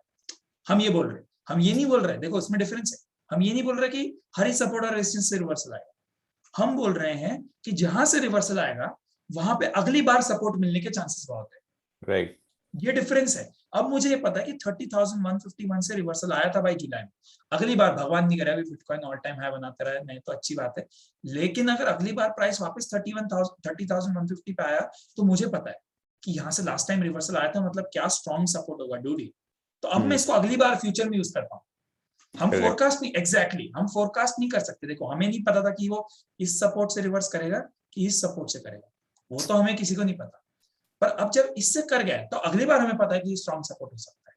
That's how we go about, क्योंकि पहले 2-3 टूट गए पर ये वाला हो गया, बचा रह गया, तो ये कितना मजबूत होगा कि बाकी सब ने गिव अप कर दिया, इसने नहीं किया, राइट? That's all. सो अब आप देखो ये इतनी जोर से डाउन ट्रेंड था और ये फाइनली यहाँ सपोर्ट से रिवर्स हुआ और फिर यहाँ से अप ट्रेंड शुरू हुआ, right? So that is why these support and resistance levels are important, because they are decision makers of the trend. वो ट्रेंड आपका कैसा होता है, कहाँ बनता है और कहाँ से रिवर्स होता है वो बताते हैं। और ये एक एग्जांपल हमने सपोर्ट का लिया, आपको मैं एक रेजिस्टेंस का भी लेता हूँ ताकि लोग कहेंगे भाई तुम चीटिंग करते हो, सपोर्ट रेजिस्टेंस को भाव कोई नहीं, सपोर्ट भी रेजिस्टेंस है, resistance is support, support is resistance. Nitin कह रहे सब मुंह है, नहीं ऐसा नहीं। ये एक एग्जांपल दे रहा हूँ मैं, देखो ये दिस इज फ्रॉम 2019, राइट? तो बहुत पहले का है, क्योंकि बीटीसी आजकल तो अलग ही लीग में चल रहा है, $10,000 के पास थोड़ी बात करते हैं, छोटी बातें नहीं करते। एनीवेज, हाँ, तो ये देखो, ये this was a strong up trend, right? आप देख ही सकते हो, मैं थोड़ा जूम करता हूँ एक्चुअली, अब आप देख पाओगे ये स्ट्रांग अप ट्रेंड था, ठीक है? और फिर देखो ये रेजिस्टेंस तक प्राइस आया। कमाल की बात देखो यार, the price went from $3,000 all the way to $13,000, $10,000 बढ़ा, 4 गुना हो गया प्राइस। उसके बावजूद ये सपोर्ट वो रेजिस्टेंस वो नहीं तोड़ पाया और यहाँ से प्राइस गिरने लगा। और लॉन्ग टर्म मतलब क्रिप्टो में 4-5 महीने 6 महीने को भी लॉन्ग टर्म बोलते हैं, तो ये लॉन्ग टर्म देखो, इतना बढ़िया अप ट्रेंड को एक रेजिस्टेंस ने रोक लिया अपने पास, बीच में 2-4 उसने तोड़े, बट इस वाले ने फाइनली रोक लिया और देखो फिर वहां से डाउन ट्रेंड शुरू हो गया, राइट? सो सपोर्ट और रेजिस्टेंस, यहाँ पे हमने सपोर्ट का एग्जांपल दिखाया अभी जुलाई में, और यहाँ पे 2019 में हमने रेजिस्टेंस का दिखाया, दोनों है ना, हमने पार्शियलिटी नहीं करी, दोनों बताया। तो दोनों जो है, both of them decided the trend, वहां से ट्रेंड रिवर्स रहा है, तो इसीलिए इनका बोलबाला है, क्योंकि यहाँ से आपको ट्रेंड के बारे में पता चलता है। और दूसरी बात, दीज आर पॉइंट्स ऑफ इनवैलिडिटी। अब ये क्या होता है, ये थोड़ा सा मामला वो है, हम अगली बार इसको ज्यादा डिटेल में डिस्कस करेंगे क्योंकि ये कॉम्प्लेक्स है। पर पॉइंट्स ऑफ इनवैलिडिटी का मतलब ये होता है कि आप जिस रीजन से ट्रेड कर रहे थे वो रीजन आपका इनवैलिड है, समझ रहे हो? जैसे मैंने कोई ट्रेड लिया क्योंकि भाई RSI 70 के ऊपर चला गया, क्योंकि भाई प्राइस मूविंग एवरेज के ऊपर चला गया, क्योंकि भाई MACD ने बुलिश क्रॉसओवर दे दिया। वैसे ही किसी ट्रेड में आपने एंटर इसलिए किया क्योंकि रेजिस्टेंस के ऊपर क्लोजिंग आ गया, ब्रेकआउट आ गया, राइट? अब लेकिन अगर कोई उस रेजिस्टेंस जो कि अब सपोर्ट बन गया उसके नीचे प्राइस वापस क्लोज हो जाए, तो अब आपका तो लॉजिक जिससे आपने एंट्री करी वो इनवैलिड है ना, समझ रहे हो?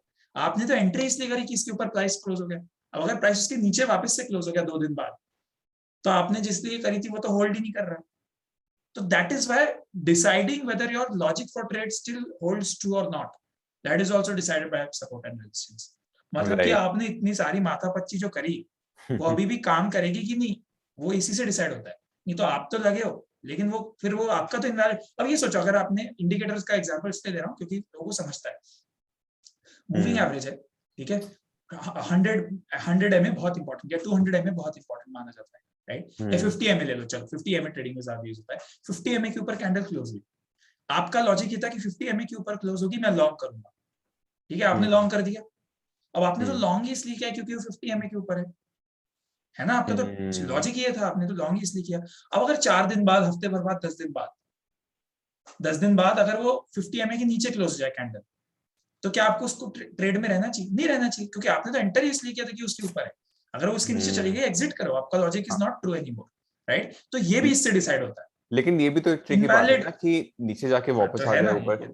तो ये है, तो इसलिए तो अगले बार इसकी डिस्कशन करेंगे। ये ट्रिकी, हाँ, ये तो बहुत ट्रिकी पार्ट है, राइट? स्टॉप लॉस और फिर वो वाली चीज उसमें आ जाती है। वो सब हम जब ट्रेड एग्जीक्यूशन पे आएंगे, ट्रेड एग्जीक्यूट कैसे करते हैं उस पे हम बताएंगे, ठीक है? तो अब गाइस देख लो, 1-2 वीडियो देख के ना तुम सब नहीं समझ सकते, इसलिए इट्स इम्पोर्टेंट कि सारी वीडियोस देखना, और उसके लिए तुम्हारे को क्या करना है, सब्सक्राइब, और क्या करना है, बेल आइकन, ताकि आप कोई भी वीडियो को मिस ना करें। #प्रमोशन।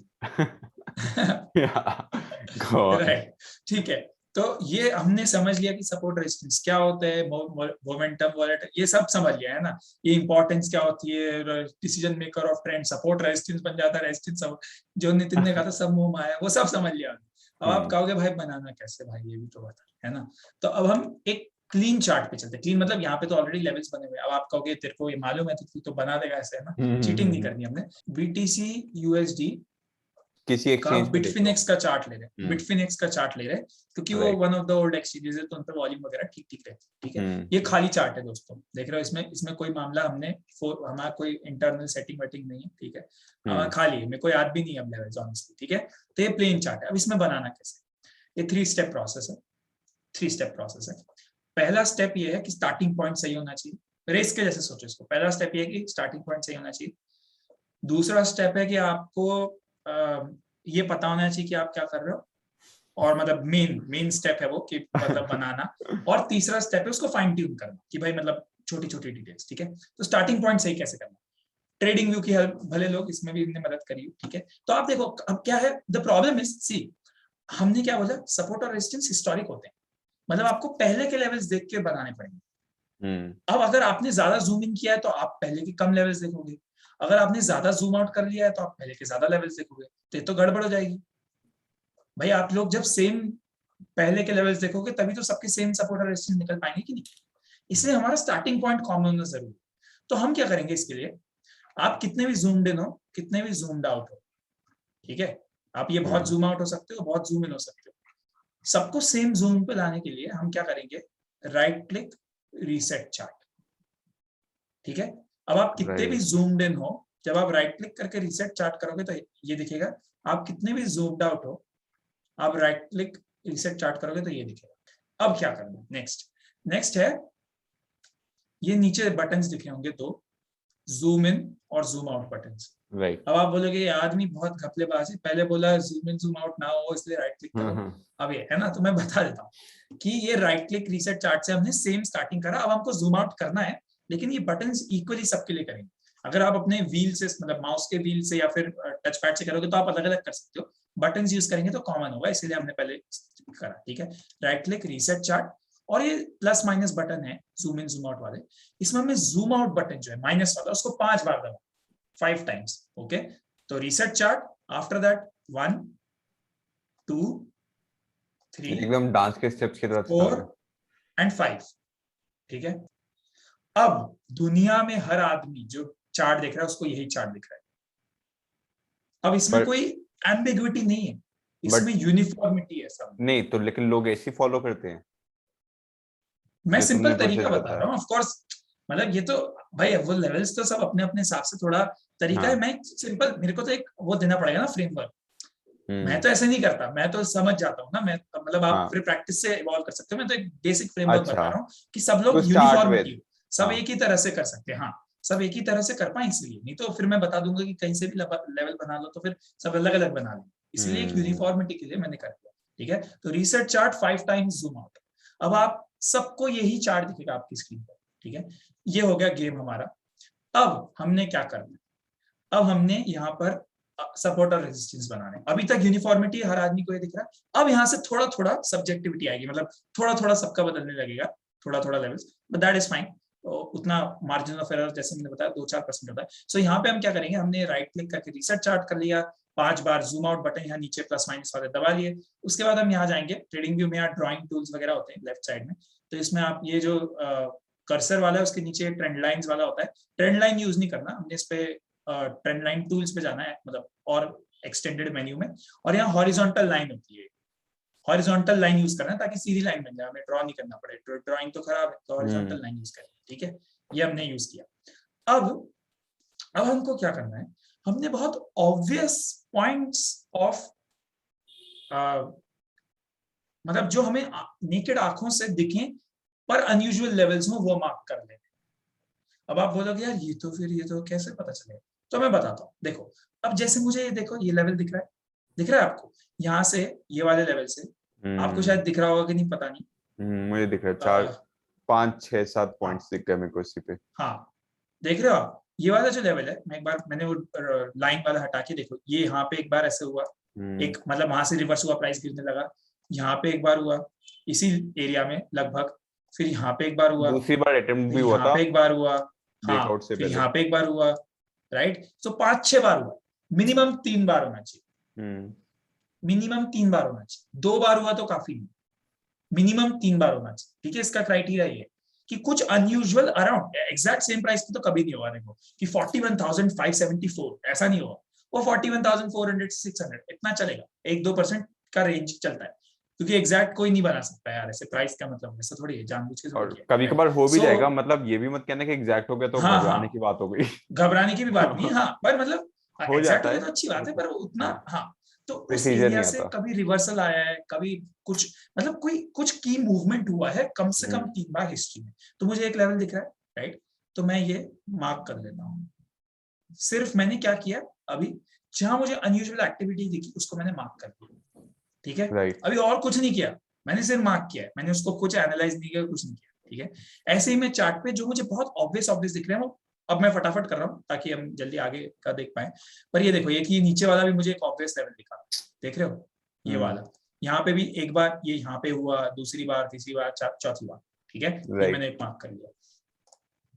फिर मेरे को एक ये भी दिख रहा है, पर अभी हम चलो 2 ही अभी काफी है एक्चुअली, पर हम ऐसे मतलब बेसिकली वो लेवल्स जहां पे हमको बाय मतलब हमने कोई एनालिसिस नहीं करी, कोई स्टडी नहीं करी, किसी तरह का कोई भी जूम इन तक करके देखा तक नहीं उस कैंडल, हमने बस ये देखा कि वहां से बार बार प्राइस गिर रहा था उसी लेवल से, या वहीं से ब्रेकआउट आया है, हाँ राइट, या कोई वॉल्यूम स्पाइक बार बार उसी लेवल से आया नीचे, राइट, तो वैसा वो हमने मार्क कर लिए। अभी मैंने अब ऐसे हम बहुत सारे करते हैं, अभी हमने 2 किए फॉर एग्जाम्पल।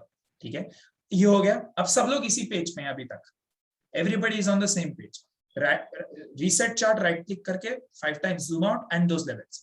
अब हम क्या करेंगे, अब हम इसको फाइन ट्यून करेंगे, अब हम जूम इन करेंगे और हम थोड़ा उसके हिंदी में क्या बोलते हैं मुझे पता नहीं, ऑप्टिमाइज करेंगे उसके टच पॉइंट्स को, मतलब कि हम एक एक, जैसे अब यहाँ पे कितने टच पॉइंट है, नितिन ने बोला 5-6 दिख रहे हैं, हम अभी तो मैंने 4 ही यूज किए, 1, ये 2, ये 3, ये 4 और ये 5, हाँ 5 यूज किए। ठीक है, उनको 5-6 दिख रहे थे, 5। ठीक है, अब हम एक एक को जूम इन करके और देखेंगे कि क्या वहां पे हम थोड़ा बहुत मूवमेंट ऊपर नीचे करके क्या उसको हम ज्यादा एक्यूरेट कर सकते हैं। ठीक है, बहुत नहीं, ऐसा नहीं कि 51,000 को 55,000 पे ले गए, समझ रहे हो ना, अगेन 2-3% मार्जिन, थोड़ा $100-50, अगर छोटा कॉइन है तो, बिटकॉइन है तो $200-500 ऐसा। ठीक है, हम एक एक पे जाके और वो चेक करेंगे कि क्या हो सकता है ऑप्टिमाइज। अब आप ऑप्टिमाइज का मतलब क्या मतलब हम क्या एक्चुअली ठीक करना चाह रहे हैं, तो वो भी बताता हूँ। हम यहाँ पहले वाले टच पॉइंट पे जूम करते हैं, देखो। ठीक है, हम ये चाहते हैं, हम 2-3 चीजें करना चाहते हैं। पहली बात तो कोई कैंडल को अगर कोई सपोर्ट या रेजिस्टेंस बीच में से काट रहा हो तो वो हम नहीं चाहते। मतलब कि अभी तो ये जैसे यहाँ पे क्या हुआ है कि ये विक से टच करके गया है ना, 3 दिन की विक से टच हुआ है, देख रहे हो आप यहाँ पे, राइट। उसकी जगह अगर ये बीच में से चला जाता है ऐसे, तो ये हम नहीं चाहते। मतलब this is not a when the support and resistance R not, of course ऐसा होएगा, हर ही बार विक को टच नहीं करेगा, 5 में से 5 बार विक को टच करेगा ऐसा नहीं होगा, पर जितने ज्यादा 5 में से 3 को, 5 में से 4 को, अगर ऐसा है कि $200 ऊपर करने से 5 में से 4 बार वो विक को टच कर रहा है, टच पॉइंट्स पे, राइट, तो हम उसको $200 बढ़ा दें, right. And we have to look at the trade off always कि क्या $200 बढ़ाने से ये विक को टच करेगा कि, अब समझ रहे हो यहाँ पे सब्जेक्टिविटी है। अभी $200 कोई एक्यूरेट नहीं है, ये $200 हमारा एक एडजस्टमेंट है थोड़ा, और वो चलेगा क्योंकि हर आदमी बिल्कुल एग्जैक्ट लेवल पे ट्रेड नहीं करता कभी भी, राइट, हर किसी में थोड़ा थोड़ा चेंज होता है। सो ये हम थोड़ा सा एडजस्ट करेंगे, दैट इज द थिंग, ठीक है। सो यहाँ पे तो कुछ करने की जरूरत नहीं लग रही मुझे, देख रहे हो आप, क्योंकि ऑलरेडी यहाँ पे फिक्स है, सब कुछ है, ठीक है। अब हम थोड़ा जूम आउट करके वापस मतलब अगले वाले टच पॉइंट पे चलते हैं। देखो यहाँ पे देखो, आप देख रहे हो ये बात, अगर मैंने इसको थोड़ा सा नीचे मूव कर दिया तो ये एक और एक्स्ट्रा टच पॉइंट मिल जाएगा हमको। अभी ये 26 मई वाली कैंडल को टच नहीं कर रहा, 26 मई की कैंडल का हाई है 40,884 मतलब 40,900। अगर मैं $300 नीचे कर दूं अपने इसको सपोर्ट, ये रेजिस्टेंस को, जो भी है ये मतलब इस लेवल, तो ये एक और टच पॉइंट मिल जाएगा। अच्छी बात है। हमें देखो हमें क्या करना है, हमें ज्यादा से ज्यादा वो विक को टच करे और ज्यादा से ज्यादा टच पॉइंट मिले, ये चाहिए, ये हम ऑप्टिमाइज करें। बॉडी को आर पार जाने की जगह विक को टच करे, ऊपर की साइड या नीचे की साइड डिपेंडिंग ऑन सपोर्ट या रेजिस्टेंस, और ज्यादा से ज्यादा 4 की जगह 5 टच पॉइंट, 5 की जगह 10 टच पॉइंट, जितने ज्यादा मिल जाए, क्योंकि दैट इंप्रूव्स द एक्यूरेसी, ठीक है। तो अभी हम यहाँ इसको मूव करके और नीचे ले आते हैं थोड़ा सा, ये देखो हम नीचे ले आए इसको 40,000, उप्स मैं इसको ये कर दिया मैंने, ठीक है। थोड़ा सा नीचे ले आया $300-400, $300-400 $50,000 की चीज के लिए बहुत कम होता है, हमें 1 से 2%, 2 से 3% के बीच में रखना है, ठीक है। ये मैंने नीचे कर दिया। अभी भी देखो हमने यहाँ पे कॉम्प्रोमाइज नहीं किया, ऐसा नहीं हो कि वो बॉडी के आर पार चला गया, वो अभी भी विक के रेंज में, पर विक के ऊपर था, थोड़ा नीचे आ गया मतलब, और एक एक्स्ट्रा टच पॉइंट मिल गया, ठीक है। क्या पहले की जगह प्रॉब्लम हुई? नहीं हुई। देखो अगेन देख रहे हो, यहाँ पे जो फर्स्ट टच पॉइंट था उसमें भी ऐसा नहीं हुआ कि हमने थोड़ा नीचे लाया तो ये बॉडी के आर पार चला गया, अभी भी विक के ही पास है। ये चीजें आपको ट्रेड ऑफ करनी है। देखो अब मैं इसका एक और एक बात बताता हूँ, अगर ये $400 नीचे लाने से, कहाँ गया सॉरी, हाँ, ये $400 नीचे लाने से, यहाँ पे $400 नीचे लाने से जो हमारा पहला टच पॉइंट था, उस अच्छा खासा टच पॉइंट था जो ऑलरेडी विक पे था, उसकी बॉडी में से आर पार होने लगता तो हम नहीं करते। क्यों? क्योंकि यार एक नया पाने के लिए तुम जबरदस्ती पुराना भी खो रहे हो, ये थोड़ी ना करना। हमने तो पहले वाले को सेफ रखना है, फिर एक्स्ट्रा मिल जाए तो हम लालची हैं, बेवकूफ थोड़ी है ना। हमको एक्स्ट्रा टच पॉइंट चाहिए, पुराने वाले को थोड़ी खराब करना, तो पुराना वाला खराब नहीं होना चाहिए, that is also a condition, right. So देखो ये कंडीशंस डालने से हमारी थोड़ी ऑब्जेक्टिविटी बढ़ती है, नहीं तो आदमी कहीं भी मूव कर दे, कह रहे ऊपर बढ़ा दो कम कर दो, ऐसा नहीं। हम ये कंडीशंस डालें कि पुराना वाला भी रहना चाहिए, एक्स्ट्रा टच पॉइंट भी मिलना चाहिए, बॉडी के आर पार भी नहीं होना चाहिए, ऐसे में आपको मूवमेंट करने का स्कोप कम ही मिलेगा, और वो कम ही होना चाहिए, नहीं तो कंफ्यूजन हो जाएगा, समझ रहे हो। तो दैट इज व्हाट। तो ये हमने फर्स्ट टच पॉइंट पे कुछ करने की जरूरत नहीं थी, सेकंड में थी, हमने मूव कर दिया उसको थोड़ा सा, फिर भी फर्स्ट वाला सही है, थर्ड वाला ऑलरेडी बढ़िया था, बढ़िया ही है, ठीक है। फिर अगले वाले पे चलते हैं। अब देखो अगला वाला थोड़ा सा खराब हो गया, देख रहे हो आप। अगला वाला पहले 41,000 समथिंग पे था, मैं भूल गया हूँ क्या था वो लेवल, राइट। पहले अपने इनिशियली यहाँ बनाया था $500 ऊपर बनाया था, हाँ यहाँ बनाया था, है ना। नहीं 41,400 पे बनाया था मैं इसको। एक मिनट मतलब मुझे याद हो गया वो लेवल, देख के एक मिनट कर देता हूँ। 41,000, हाँ मतलब मैं सिर्फ टाइम बचाने के लिए ये 41,400 पे था, हाँ वही $500 देखो। हाँ $500। पर अब देखो तो मतलब जो ऊपर वाली गाइस आप लेवल देख रहे हो 41,400, वो पहले था, और अभी 41,865 हमने 40,865 अभी बनाया हुआ, जो हमने एडजस्ट किया, फाइन ट्यून किया। अब देखो यहाँ पे ये इशू था, पर आप देख रहे हो कि पहले भी ये इस वाली कैंडल के बीच में से ही आर पार हो रहा था, 41,400 पे भी आर पार हो रहा था, 48,65 पे भी आर पार हो रहा है। तो ये वाला टच पॉइंट वैसे भी खराब है, उतना अच्छा नहीं है, समझ रहे हो। तो क्योंकि अगर सेकंड वाले पे विक पे नहीं इसको, आता ना। हाँ, तो फिर इससे फर्क नहीं पड़ता, ये फाइन ट्यून हमने सही किया, क्यों? क्योंकि यार पहले भी खराब था, अभी भी खराब है, तो ये फाइन ट्यून ही कर लो, एक एक्स्ट्रा टच पॉइंट ही मिल जाए, राइट? तो ऐसे आपको ट्रेड ऑफ लेना पड़ेगा, समझ रहे हो? बैलेंस आउट करना पड़ेगा कि पहले भी खराब था, अब भी खराब है तो चलेगा, पर अगर पहले कुछ अच्छा था और इतना $400 मूव होने के लिए से खराब हो गया तो नहीं करना है, ऐसे, ठीक है? ऐसे ही नेक्स्ट वाला भी बढ़िया है, पहले से ही बढ़िया है वो भी, राइट? कि वो पहले इनफैक्ट नहीं था, देखो ये देखो 41,400 जब था तो नेक्स्ट वाले टच पॉइंट में देखो क्या हो रहा था, देख रहे हो आप? ये वाली जो कैंडल है इसके आर पार जा रहा था पहले, इसके आर पार जा रहा था, अभी भी जा रहा है इस वाली कैंडल के थोड़ा सा, लेकिन फिर भी बहुत एकदम लास्ट में, समझ रहे हो? बीच में से जा रहा था ये पहले वाला लेवल 41,400 इसके बीच में से अगर देखो ना तो चारों के में बीच में जा रहा था, उन दोनों मतलब आगे के दो लेवल्स है ना जो 29 की 28 की, इन दोनों के बीच में जा रहा है। एग्जैक्टली तो यहाँ पे हमने थोड़ा सा बैलेंस नीचे आउट किया कर तो लिया। हाँ, तो यहाँ पे इसमें बहुत थोड़ा सा नीचे से जा रहा है और यहाँ पे अब नहीं जा रहा, इसको तो द पॉइंट इज कि वो ऊपर या नीचे होना चाहिए कैंडल के, इट्स लाइक हाँ, बीच में विक अवॉइड टच होनी करना है। चाहिए, हाँ, विक टच होनी चाहिए, ज्यादा से ज्यादा टच पॉइंट्स मिलने चाहिए, और कोशिश ये होनी चाहिए कि वो पुराने लेवल्स नए को मतलब एक एक्स्ट्रा टच पॉइंट के चक्कर में खराब ना, बस that's the whole game, right? तो आपने यही करना है। आपने, मैं एक बार पूरा जो ये अब यहाँ पे हो गया, ये परफेक्ट है, एक्चुअली ये लेवल है, मतलब एक्चुअल लेवल है या अप्रोक्सीमेट, थोड़ा price exchange to exchange differ करता है, फाइनेंस में थोड़ा $100-200-500 ऊपर नीचे होगा, पर मोर और लेस इस लेवल के अराउंड एक लेवल है हमारे पास, मतलब that is how accurate it is, right? मतलब हमारे दूसरे चार्ट में, तो this is a level, right? So आपने क्या करना है, फिर से repeat, right click, reset chart, zoom out 5 times, 1 2 3 4 and 5, plot the absolutely obvious, आंखों से बिना स्टडी किए हुए लेवल्स, रैंडम लेवल्स नहीं, जहां पे आपको कुछ अनयूजुअल दिखे और 3 बार मिनिमम दिखे इसी लेवल के अराउंड, उनको आपने हॉरिजॉन्टल लाइन से, मतलब ये लेवल नहीं जो अभी मैंने बनाया, मैं सिर्फ ड्रॉ दिखा रहा हूँ कि हॉरिजॉन्टल लाइन कैसे दिखती है, उसको बना लिया, और फिर एक एक टच पॉइंट पे जूम इन करके उसको थोड़ा ऊपर नीचे किया, नॉट मोर देन 2-3%, और उसको ऑप्टिमाइज करा, थोड़ा सा ऊपर नीचे किया ताकि एक्स्ट्रा टच पॉइंट मिल जाए, विक बॉडी को आर पार करने की जगह विक से हो जाए, ठीक है? पुराना कोई लेवल खराब हुए बिना नया मिल जाए, ये सब आपने किया। सो that is how you draw a support और रेजिस्टेंस लाइन। अब ये रेजिस्टेंस होगा कि सपोर्ट, ये तो प्राइस पे डिपेंड करता है, हमने तो लेवल बना दिया, अब इसके नीचे अगर प्राइस चल रहा होगा तो रेजिस्टेंस बन जाएगा, अभी बहुत ऊपर चल रहा है तो ये सपोर्ट है नीचे का, राइट? सो दैट, ठीक है? सो ऐसे सपोर्ट और रेजिस्टेंस बनाते हैं, that is how you do it, ठीक है? सो ये तो अब हमारी बात हो गई सपोर्ट और रेजिस्टेंस बनाने की। इसका आज का लास्ट जो एक 1 मिनट का कॉन्सेप्ट है कि ब्रेकआउट्स और ब्रेकडाउन्स क्या होते हैं, ठीक है? तो ब्रेकआउट मतलब सिंपली अगर कोई कैंडल सपोर्ट के ऊपर क्लोज हो जाए, सॉरी रेजिस्टेंस के ऊपर क्लोज हो जाए, जब कोई कैंडल अप ट्रेंड, अच्छा इसमें ट्रेंड भी बताना मैं भूल जाता हूँ कि आप लोग को ये, मतलब मैं ऑब्वियस अज्यूम दिमाग में तुम्हें बताता हूँ, कोई भी कैंडल अगर अप ट्रेंड में है, ट्रेंड मतलब प्राइस अप ट्रेंड में है, तब कोई कैंडल अगर रेजिस्टेंस के ऊपर क्लोज हो तो हम उसको बोलते हैं कि प्राइस में ब्रेकआउट आ गया। मैं एग्जांपल दिखाऊंगा, पर मैं सिर्फ बता रहा हूँ कि, अच्छा चलो एग्जांपल दिखाई देता हूँ, राइट? हम let's go to the Binance chart, क्योंकि यहाँ पे ज्यादा लेवल्स बने हुए, प्राइस ऑलरेडी अप ट्रेंड में था, ठीक है जी?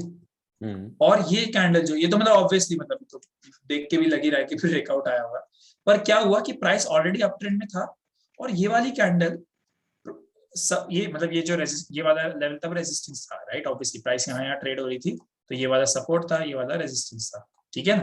तो ये वाली जो कैंडल है, इसने क्या किया, ये इसके नीचे से चलना शुरू हुई और इसके ऊपर क्लोज हो गई। अब ये तो अगले भी के ऊपर हो गई, वो अलग बात है, पर यूजुअली इसके ऊपर क्लोज होना चाहिए, मतलब इसके ऊपर यहाँ कहीं, यहाँ ये देखो कोदाकारी हो जाती है, अपनी ड्राइंग खराब होता है ऐसा हो जाता है, राइट? ये रेजिस्टेंस के ऊपर यहाँ कहीं क्लोज हो, that is called a breakout, plain and simple. Breakout का मतलब ये है कि अप ट्रेंड में कोई कैंडल्स रेजिस्टेंस के नीचे ओपन होके उसके ऊपर क्लोज हो गई, that is called a breakout. ठीक उल्टा होता है ब्रेकडाउन, यानी कि डाउन ट्रेंड में कोई कैंडल सपोर्ट के ऊपर बन के उसके नीचे क्लोज हो गई। तो मैं एक ब्रेकडाउन का भी एग्जांपल दिखा देता हूँ, बहुत ही खतरनाक ब्रेकडाउन, कभी नहीं भूलूंगा मैं, दुख दर्द पीड़ा वाला, दुर्दर्द, हाँ बिल्कुल, ये वाली, ये जो ये 15 मई की कैंडल है, 15 मई को लोगों ने रियलाइज नहीं करा, लेकिन ये क्रैश का सबसे बड़ा कारण था कि देखो ये डाउन ट्रेंड, ये इसने ऑल टाइम हाई बनाया था तब बिटकॉइन ने, अब तो नया इसके बाद भी बना चुका है, पर तब ये ऑल टाइम हाई था। और इसके बाद से प्राइस डाउन ट्रेंड मतलब लग रहा था शुरू कर देगी, मतलब ट्रेंड शुरू हो गया था, कंफर्मेशन बाकी था बस। और ये जो 15 मई की कैंडल है, लोअर हाई बन गया था। हाँ, लोअर हाई बन गया था। और ये जो 15 मई की कैंडल है, ये जाके हो गई क्लोज सपोर्ट के नीचे, ऊपर ट्रेड होना शुरू हुई, ठीक है। यहाँ ओपन ऊपर हुई 49,800 और क्लोज हुई है 46,760 पे, समझ रहे हो। तो ये जो कैंडल है, ये एक ब्रेकडाउन कैंडल है, या यहाँ पे प्राइस में ब्रेकडाउन आया था। ब्रेकडाउन कैंडल तो नहीं होता, वो पूरा ट्रेंडी ब्रेकडाउन होता है, पर मतलब प्राइस ही ब्रेकडाउन होता है। तो यहाँ पे ब्रेकडाउन आया, मतलब कि डाउन ट्रेंड में अगर सपोर्ट टूट जाए और उसके नीचे क्लोजिंग आ जाए तो उसको हम ब्रेकडाउन बोलते हैं। और उसके बाद देखो फिर फॉल कैसे आया यार। तो ये इससे मतलब पहले वाली जो बड़ी रेड कैंडल है वो नहीं थी ब्रेकडाउन? वो थी, पर फिर अगेन वो ट्रेंड का कॉन्सेप्ट है। देखो यहाँ पे ये वाला लेवल इसलिए इंपॉर्टेंट है क्योंकि एक तो ये 48,175 जो है वो 52,600 से ज्यादा स्ट्रॉन्ग सपोर्ट है, क्योंकि यहाँ पे मल्टीपल टच पॉइंट्स, अगेन समझ रहे हो, ज्यादा बार टच हुआ है वहां से। देखो ये यहाँ से रिवर्सल हुआ है, राइट, यहाँ से एक बार रिवर्सल हुआ है, इसीलिए। सो एक तो 48,176 ज्यादा इंपॉर्टेंट लेवल है सपोर्ट 52,600 से, पहली बात। दूसरी बात, लोअर लो भी बना है यहाँ पे, देखो दिस इज अ हाई, ये लोअर हाई, हम ट्रेंड में चले गए पर मैं बता देता हूँ। और ये लो और यहाँ पे लोअर लो बना, समझ रहे हो, ये वाली कैंडल के साथ। मतलब यहाँ पे बन गया था एक्चुअली वो, पर वो विक थी, तो बॉडी एक्चुअली पहली बार उसके नीचे यहाँ पे क्लोज हुई, समझ रहे हो। ये यहाँ पे भी बना, आप सही बोल रहे हो, यहाँ पे भी सपोर्ट टूटा था। ऐसे तो ये भी एक 4 आवर पे ये ब्रेकडाउन होगा, पर ट्रेंड यहाँ पे लोअर लो बना दिया उसने, तो इसलिए ज्यादा इंपॉर्टेंट लेवल। एक तो सपोर्ट भी ज्यादा इंपॉर्टेंट और lower low, that's why this is a very more like very important and much more kind of relevant level. हाँ, ब्रेकडाउन, ठीक है। तो ये चीज है। सो ऐसे ब्रेकडाउन्स दिखते हैं कि मतलब सपोर्ट तोड़ के और नीचे क्लोज है, और इसका ठीक ऑपोजिट होता है ब्रेकआउट, यानी जो ये जैसे ये कि कैंडल इसके ऊपर, ये है ब्रेकआउट 9 मार्च को कि सपोर्ट के ऊपर क्लोज होता है। वैसे तो ये भी है 1 मार्च को, पर ये रिवर्सल था, तो मतलब पुल बैक के बाद का, तो इसीलिए, ठीक है। So that way you have to identify. अभी ब्रेकआउट्स और ब्रेकडाउन्स इंपॉर्टेंट क्यों है? सिंपली क्योंकि इसके बाद बड़ा मूवमेंट आता है। मतलब आप ये चाहते हो कि हाँ आप ये चाहते हो कि अप ट्रेंड में अगर रेजिस्टेंस टूट के उसका कंफर्म, अच्छा सिर्फ कैंडल क्लोज होना इंपॉर्टेंट नहीं है, कंफर्मेशन भी, जो हमने ट्रेंड में बात करी थी कि हायर हाई हायर लो मिलना चाहिए, वो सब होना चाहिए, वॉल्यूम कंफर्मेशन, वो सब। सो अगर ब्रेकआउट और उसका कंफर्मेशन आ जाए, मानिए कि कैंडल सपोर्ट के रेजिस्टेंस के ऊपर क्लोज हो जाए, वॉल्यूम भी स्पाइक हो जाए, हायर हाई हायर लो भी बन जाए, वो सब हो जाए, उसके बाद बड़ा मूवमेंट आने के चांसेस बढ़ जाते हैं। तो हम ब्रेकआउट्स और ब्रेकडाउन ट्रेड करते हैं बेसिकली। हम ये चाहते हैं कि सपोर्ट टूटे, डाउन ट्रेंड हो, वॉल्यूम श्रिंक हो जाए, उसके दिन अगले दिन भी कंफर्मेशन मिल जाए तो हम शॉर्ट करें, या फिर ब्रेकआउट आए, अप ट्रेंड हो, अगले दिन वॉल्यूम स्पाइक हो जाए, अगले दिन उसके ऊपर कंफर्मेशन मिल जाए, हायर हाई बन जाए, फिर हम लॉन्ग करें। That's what we are looking at. So ये सपोर्ट और रेजिस्टेंस का पूरा यूज ही है ब्रेकआउट्स और ब्रेकडाउन्स आइडेंटिफाई करने, नहीं तो कोई काम के नहीं, समझ रहे हो। ट्रेंड रिवर्स हो भी गए, पता भी चल गया, पर एंट्री कहाँ लोगे? तो आप यहाँ लोगे ब्रेकआउट्स और ब्रेकडाउन्स पे, पुल बैक्स पे या रिवर्सल्स, सॉरी उस पे, रीटेस्ट पे, ठीक है। That is what it is called. Usually breakouts और ब्रेकडाउन्स आते हैं तब क्लैरिटी ऑफ ट्रेंड मिल जाता है। मतलब कि अगर आपको पहले डाउट हो कि यार ये तो जिगजैग जा रहा है, अप ट्रेंड है कि डाउन ट्रेंड है, अगर आपको कोई प्राइस मूवमेंट से ये लगे कि यार अब बहुत क्लियर है कि सडनली बढ़ने लगा है, अब क्लियर है कि ऊपर ही जा रहा है, तो बहुत चांसेस है, likely chances that it's a breakout. समझ रहे हो, मतलब ब्रेकआउट्स या ब्रेकडाउन आने पे क्लैरिटी आ जाती है। पहले अगर आपको जरा भी कंफ्यूजन हो चार्ट पे, तो ब्रेकआउट देखते ही आपको क्लैरिटी आ जाएगी कि अरे कॉन्फर्मेशन हो जाता है। हाँ, मतलब नहीं कॉन्फर्मेशन नहीं, मतलब फॉर एग्जांपल एक बात बताता हूँ, ये देखो यहाँ पे कंफ्यूजन था, राइट, मतलब कन्विक्शन स्ट्रांग हो जाते हैं ना कि आपका मतलब सब कुछ। तो यहाँ पे कंफ्यूजन था, राइट, देखो ये जो था इसमें आपको क्लैरिटी नहीं बन पा रही थी, साइडवेज था कि भाई ये मतलब ऊपर जाएगा कि नीचे जाएगा। फिर जब ये यहाँ पे इसने ब्रेकआउट दिया, ठीक है, तो अब कोई एनालिसिस करने की भी जरूरत नहीं, क्लियर नेकेड आइज से दिख रहा है कि ये तो अप ट्रेंड में ऊपर चला रहा है। इसका ठीक उल्टा डाउन ट्रेंड में होता है कि मतलब प्राइस नीचे चला जाता है, राइट, तो क्लियर हो जाता है। सो क्लैरिटी ऑफ ट्रेंड आ जाता है। मतलब ब्रेकआउट का फायदा ये कि इससे आपको पक्का पता चल जाए कि अब ऊपर जा रहे हैं नीचे। एंड दूसरा फॉलो अप विद वॉल्यूम्स भी आपको देखते मिलेगा कि आप वॉल्यूम्स भी बढ़ने लगे, तो आपको जो आपका बाकी का ट्रेंड का स्टडी उसमें भी हेल्प हो जाएगा ब्रेकआउट और ब्रेकडाउन पे, क्योंकि हमें चाहिए होता है ना कि वॉल्यूम कंफर्म करें, तो यूजुअली ब्रेकआउट्स और ब्रेकडाउन्स में वॉल्यूम बढ़ने लगते हैं, right? So that is what. So this is that we have to discuss today कि सपोर्ट और रेजिस्टेंस बनाते कैसे हैं और उसको यूज कैसे करते हैं, तो ब्रेकआउट और ब्रेकडाउन्स में यूज करते हैं, ठीक है। So this is it for today. पर गाइस, ये अभी कंप्लीट नहीं है, ये पार्ट 1 ही है। इसका पार्ट 2 आएगा, आपको नेक्स्ट वीक दिखेगा या कुछ दिनों बाद दिखेगा। इसलिए बहुत इंपॉर्टेंट है कि आप चैनल को सब्सक्राइब कर लेना, बेल आइकन दबा देना। कितनी बार बोल रहा हूँ, अब तो कर लो। नहीं, हाँ, मैं तो मतलब तो वो बोल इसी रहे से हैं तो रिलेटेड कह रहा था। हाँ, तो एक तो वो कह रहे हैं तो आप लोग सब्सक्राइब कर दो, कर मतलब लो यार यार, कर ही लेना चाहिए आपको, ठीक है। अब तो कर लेना और चाहिए। दूसरी बात ये है, और दूसरी बात ये है कि ये जो प्राइस एक्शन का पार्ट 1 ये था, पार्ट 2 इसके बाद आएगा। फिर और भी टॉपिक्स हैं, रिस्क मैनेजमेंट और बहुत सारे सब हैं, पर इसका भी पार्ट 2, ये पूरा नहीं हुआ अभी प्राइस एक्शन, तो हम अगली बार बात करेंगे। तो मतलब ऐसा मत सोचना कि अब तो आ गया सपोर्ट और रेजिस्टेंस, अब तो मैंने चार्ट प्लॉट कर लिया, अब तो मैं खेल लूंगा। अभी भी बहुत कुछ है, तो वो सारे आप एपिसोड सीखना। पर अगर आप स्टार्ट कर रहे हो इस वीडियो को देख के कि यार हाँ यार, अब थोड़ा बहुत कन्विक्शन आ रहा है, थोड़ा बहुत लाइक कॉन्फिडेंस आ रहा है, अब मैं खुद का प्लॉट करके देखूंगा, आप करो। आप टेलीग्राम ग्रुप का लिंक है, आपको डिस्क्रिप्शन में मिल जाएगा, उसे ज्वाइन करो, संदेश को टैग करो, या फिर आप कॉइन क्रंच के ट्विटर हैंडल को करो। हाँ, और अपना प्लॉट करने के बाद अपना चार्ट शेयर करो, ताकि हम आपको बता सके कि हाँ यार कितना बढ़िया बना है या फिर क्या वर्क डन है। मतलब हम आपको हेल्प करने को तैयार है, आप इनिशिएटिव तो लो, क्योंकि that is our purpose. So that is all what we have for you today. Thank you Sandesh, thank you for teaching us so much, जो कि काफी जरूरी है और काफी डिटेल्ड है। मिलते हैं हम आप लोगों को नेक्स्ट एपिसोड में। या bye guys, bye Sandesh, bye. Thank you for tuning in and thank you for watching the whole video. इसके अगले वाले पार्ट में हम लोग ये सारे टॉपिक्स कवर करने वाले हैं, so make sure that you subscribe and you watch this video when it is released. I'll see you in the next video. Jai Blockchain.